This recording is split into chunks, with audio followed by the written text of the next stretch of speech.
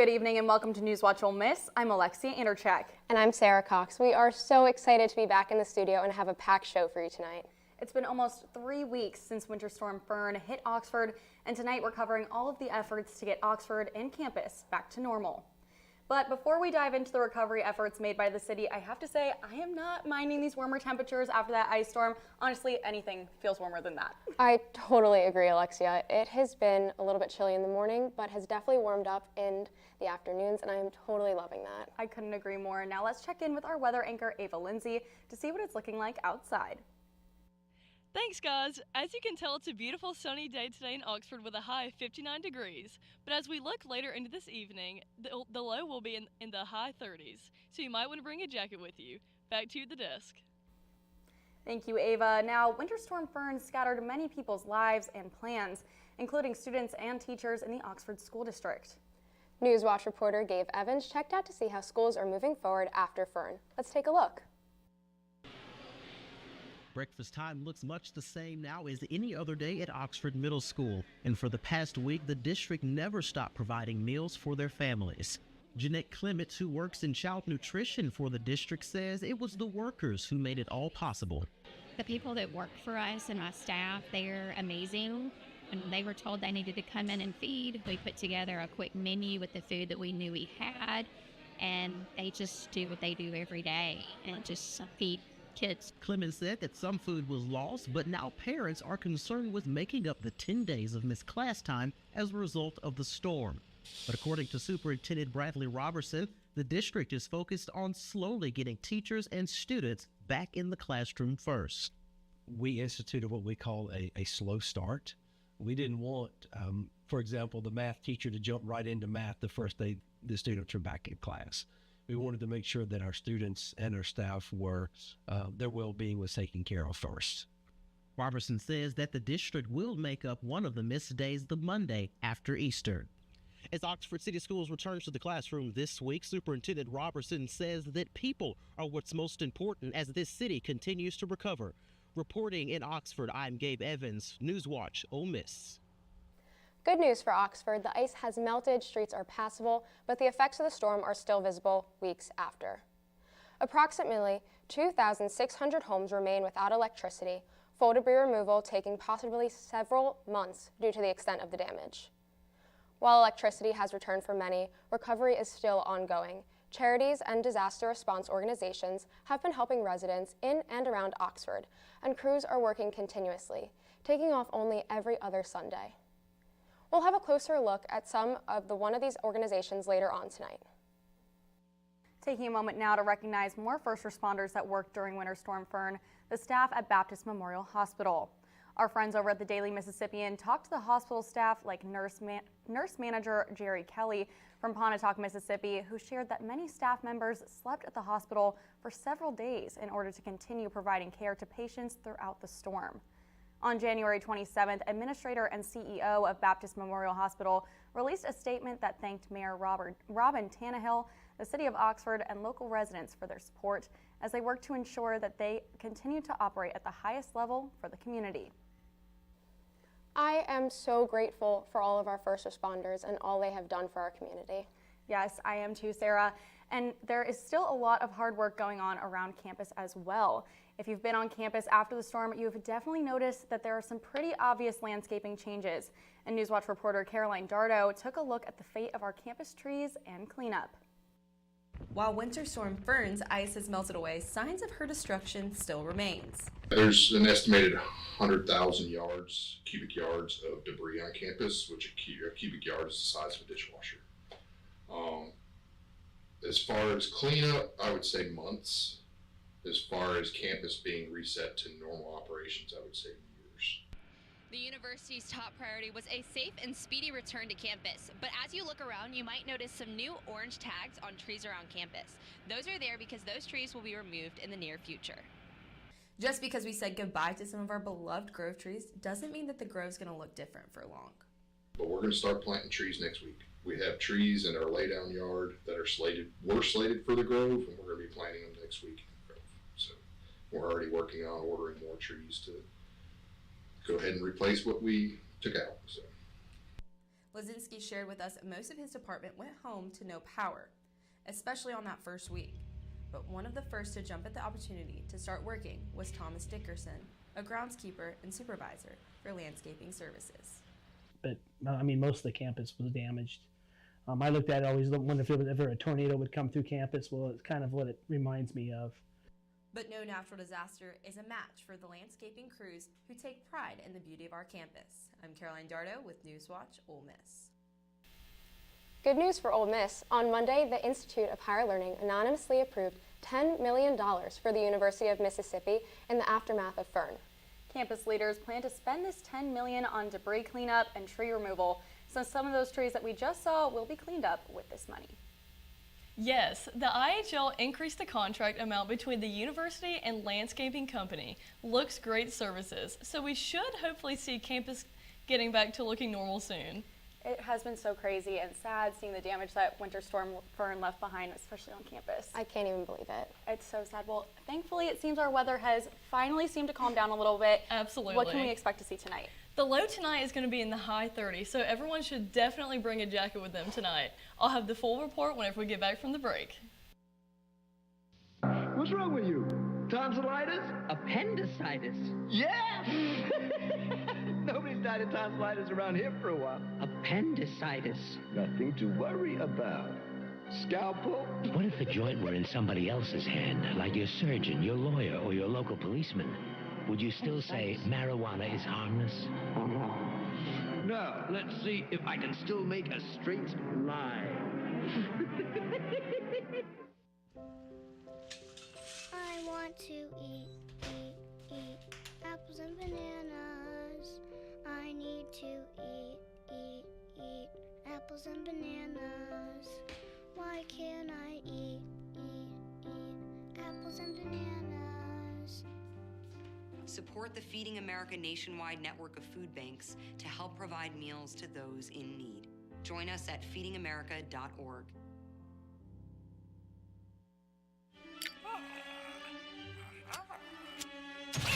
Does it ever seem like some people are actually trying to destroy the planet?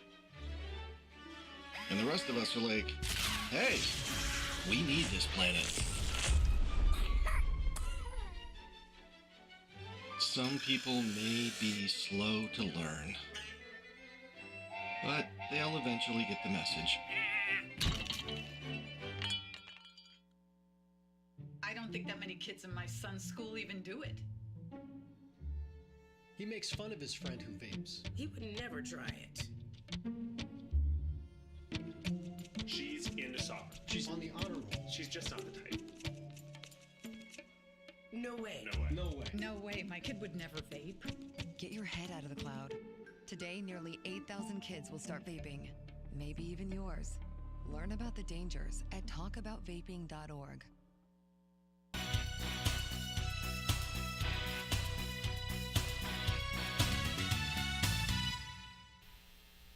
Good evening, everyone, and welcome back to NewsWatch Ole Miss. As we take a glimpse into today's weather, we see that we have the high of 61 degrees today. Now, it is thankfully mostly sunny outside, but we are seeing a slight little breeze. But thankfully, all of the rain is far gone from right now. As we look into the surrounding counties around Oxford, we see that the weather does not change that much. We see that in South Haven, Tupelo, and in Corinth, the high is 59 degrees. But it is a little bit warmer with a high of 63 degrees in Holly Springs. Now, as we currently see, it's 61 degrees right now. And as we take a closer look into tonight, we're going to see that our temperatures are going to tank to 38 degrees. So you definitely need to bring a jacket with you tonight on all your travels to the square. We see that it is a little bit windy, but thank goodness the rain is still not showing any signs. Now, looking at tomorrow, tomorrow is planning on being a beautiful day with a high of 66 degrees, clear skies, and no rain. There's going to be a slight breeze. Tomorrow, we also see that in the surrounding counties, it is going to get a little bit warmer.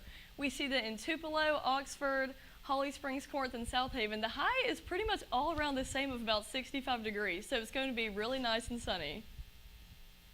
Now, looking into Saturday night and Sunday, we see that there's going to be a major thunderstorm coming. So you definitely want to get your umbrella and rain jackets all prepared for this weekend's nasty weather.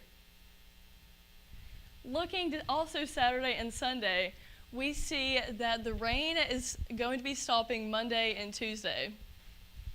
But thankfully, Monday and Tuesday, all the rainy and nasty weather is going to be fading. So definitely just be prepared for all of the rain that's coming up. Well, I have to say I'm not super excited about that rain, but I am so happy that finally we're out of the icy temperatures. We're seeing some sunshine. Yes. Oh, it's so good. Well, I know the temperatures are heating up, but I'm hoping the world of sports is also heating up. Can you Yes, tell us a we're little bit? finally defrosting and heating back up again. But when we get back, I have all things sports. Guys, it's finally springtime.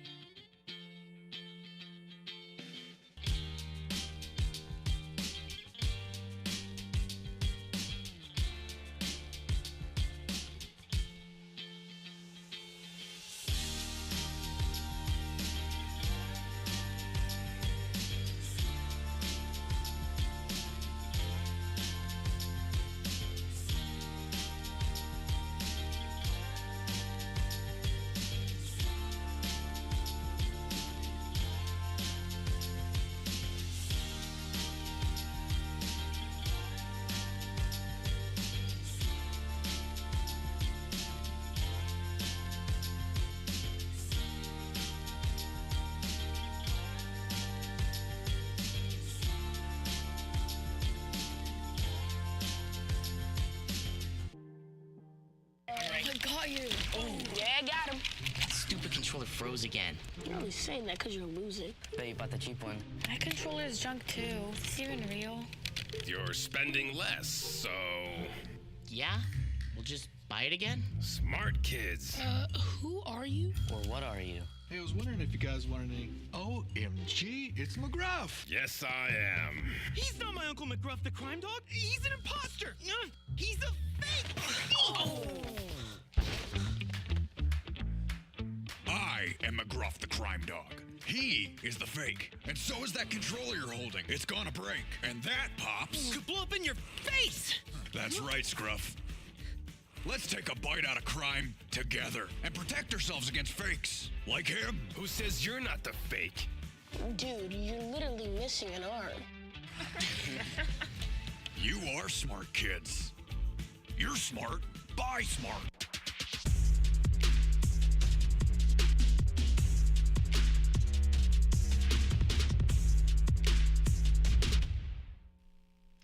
Welcome back to NewsWatch Ole Miss. I'm Sydney McGee with Sports Watch. Well, we know what's on all Ole Miss sports fans' minds right now, and that is Ole Miss football's quarterback Trinidad Chambliss, whose future of college football relies on the decision of a Pittsboro, Mississippi courtroom. The quarterback broke out this season as one of the best quarterbacks in the league, reaching almost 4,000 passing yards completed by 21 passing touchdowns and 8 rushing in his 5th year, but his first year at the Division I level. The NCAA shockingly denied Chambliss's waiver on his inquiry for a 6th year, where he says he was unable to play dating back to 2017 when he was exposed to the Epstein-Barr virus. Chambliss's legal team argues that the denial of his waiver was, quote, in bad faith, unreasonable, and an arbitrary decision.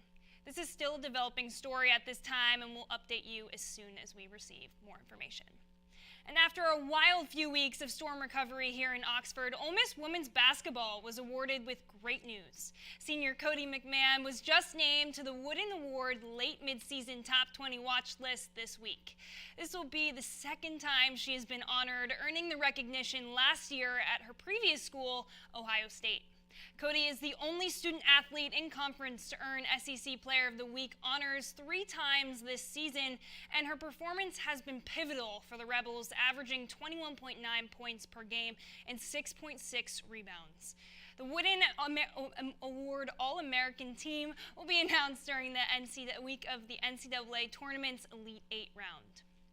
The number 21 ranked Ole Miss softball team will kick off their season at the Ragin' Cajuns Invitational. After a historic run for the program's first appearance at the Women's College World Series last year, the team is ready to campaign for yet another successful season, welcoming 16 newcomers and respectively earning a top 25 preseason ranking across all 4 major preseason polls. Percy Lamas and Mackenzie Pickens headline as returners after huge freshman campaigns, especially at the plate, hitting above 300 all season and dominating the defense. Coverage for the game will be available on ESPN Plus, and the ladies return home for a game this Monday. And Ole Miss men's basketball falling short to Alabama last night. Daisy Leary has the story. Last night, the Ole Miss men's basketball team went head-to-head in an SEC battle against Alabama. The Rebels fed off the home crowd energy early, attacking inside and setting the tone defensively. But Alabama showed up with strong perimeter shooting and quick ball movement. Ole Miss head coach, Coach Beard, leading the Rebels in his 3rd season, here's what he had to say. In terms of the basketball games, congratulate Alabama on a road win in the SEC. Obviously on a night where they make 17 threes, they're going to be a tough out for anybody. First half, I thought our guys did a lot of really good things. 1 possession game at halftime. It was a 10-point game, about 7 minutes left. They kind of ballooned on us late. I don't think the final score is really indicative of what happened in the game tonight.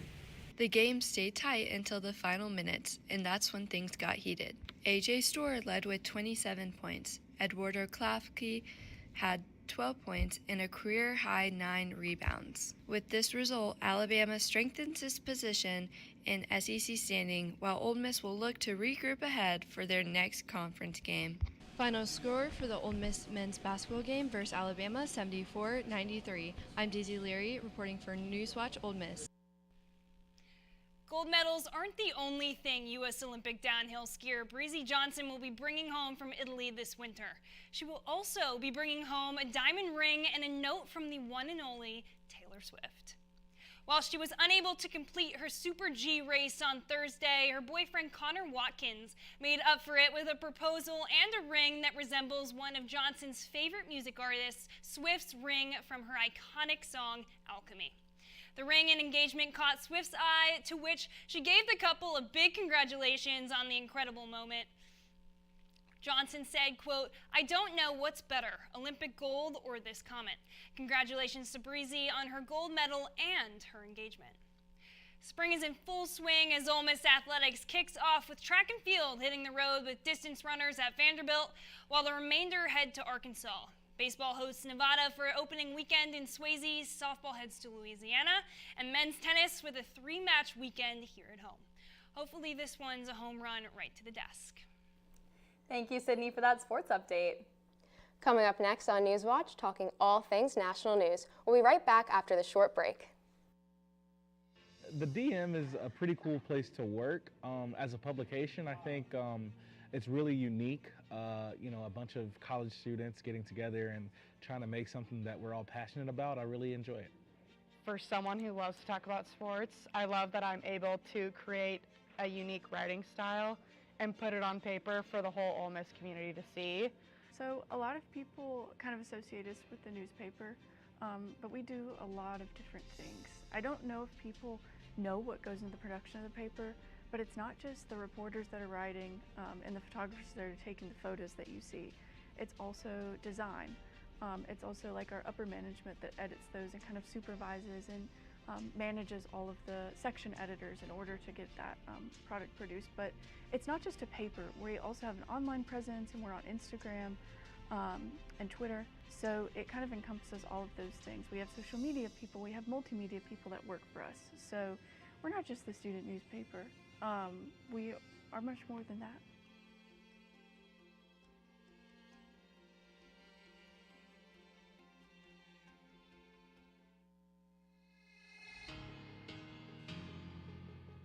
Anytime they're playing music downstairs, it's loud. I go downstairs, see what they're doing, see what music they're doing, see what they're dancing to. I go play piano downstairs, they come get involved. Leah has a drum set beside it, banging that. Any music, that's what they do.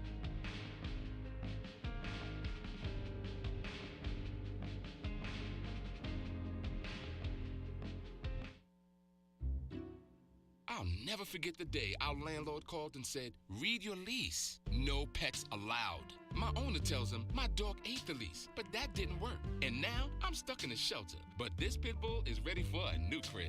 I'm loving, loyal, and play well with others. So don't be intimidated by all my muscles, because the biggest one I have is my heart. That's right, I said it.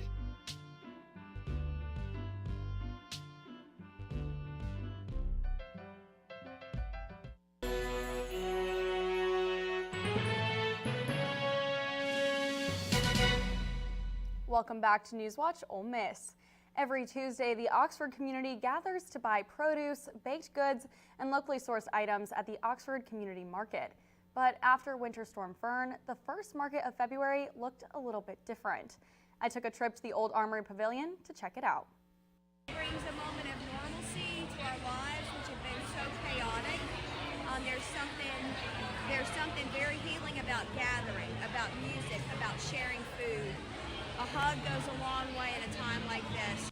Chapman explained that the term second responders refers to a group of local restaurants, organizations, and neighbors giving back to those in need.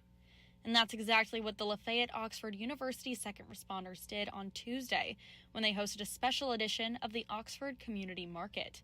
Here, folks could pick up free meals and needed items like hygiene products. We just want to come together, as an Oxford local. I just want to help give back to the community and serve in times of need. My Michelle's is just one of the local businesses that donated items. Irish Lay, the owner of Manila Skillet, donated free hot meals, hoping that a warm plate and the feeling of community could bring comfort during this time of distress. Everybody's been through a lot, so not everybody are blessed, but we share, we share. I'm here to share. While power has been mostly restored within city limits, the work is far from over. There's a whole world outside of the city limits, and we want those folks to know we will keep trying our best to get to them. One of the ways they're hoping to reach people is through care and collection centers, one of them located at St. John's Church just behind me. At these centers, donations of essential items like water and non-perishable foods are collected and distributed to those in need. On your screen now is a map of all of the recovery and care collection sites, and monetary donations can be made from anywhere through Venmo. For NewsWatch Ole Miss, I'm Alexia Anderchek. Now, moving into headlines across the nation, a California man was found with over 40 pounds of marijuana in his suitcase at the Atlanta airport. He is now facing trafficking charges. Under federal law, transporting drugs across state lines and out of the U.S. is illegal. And according to U.S. Customs and Border Patrol, the 41-year-old man was stopped as he was waiting to board a flight to France. In his two checked bags, agents found vacuum-sealed packages containing a green, leafy substance that tested positive for marijuana. In more national news, yesterday the House passed the Save America Act. This bill was backed by President Trump and would require voters to provide proof of U.S. citizenship to be able to cast a vote in federal elections. Additionally, this bill would allow the Department of Homeland Security to take possession of voter rolls in any state. Democratic lawmakers argue that this act could discourage voter participation and restrict voting access, while Republicans say that this bill is needed to ensure that only U.S. citizens vote in elections. After narrowly passing in the House, the bill is now headed to Senate. In more news out of Congress, in a vote of 219 to 211, the House voted to effectively cancel President Trump's Canadian tariffs on Wednesday. It would definitely end the national emergency Trump declared last year to justify imposing the 25% tariff on Canadian imports. After the vote, Trump posted, quote, "Any Republican in the House or the Senate that votes against tariffs will seriously suffer the consequences come election time. And that includes primaries. The Senate has already passed a similar measure to cancel Trump's tariffs on Canada. Even if the Senate agrees to the same House measure, Trump still has the power to veto it. Each chamber needs 2/3 majority in order to override a veto." Now moving out of Congress, America's wallets across the country may have been feeling the heat, literally. According to the National Energy Assistance Directors Association, the cost to heat homes through the winter season is expected to jump up to 11% this year. That's a noticeable increase from the original projected 9.2%. These increased prices are due to long-lasting cold temperatures, higher costs on natural gas, electricity, and heating oil. Industry analysis says that these prices will most likely continue to rise over the next few years, as a majority of Americans use electricity or natural gas to heat their homes. This wraps up today's national news update. Back to you at the desk, Alexia. Thank you, Sarah. Now, Valentine's Day is coming up this weekend and love is in the air. Stay tuned for more NewsWatch.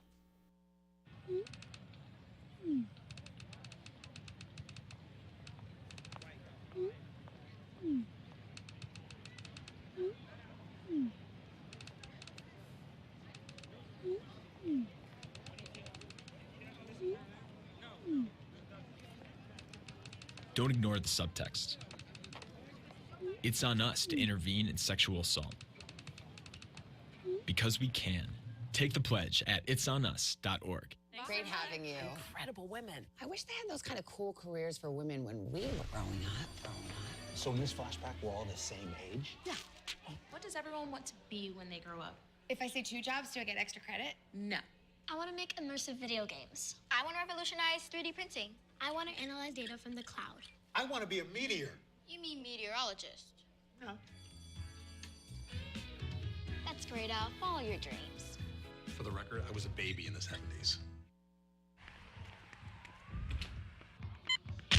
These are more than just the sounds of a safe place to go after school. These are the sounds of interest being ignited and of mentors making an impact.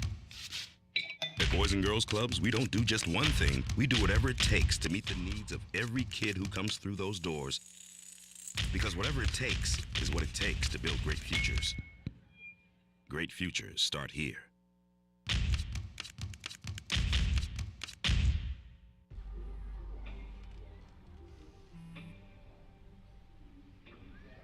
I don't know why you're so sad. You've got a roof over your head. You gotta stop with that depression stuff. That's what white people think. You alright? It just feels like it's coming from everywhere. Do you want to talk about it? You can talk to me if you're feeling sad. Whenever you need to talk, I'm here, okay?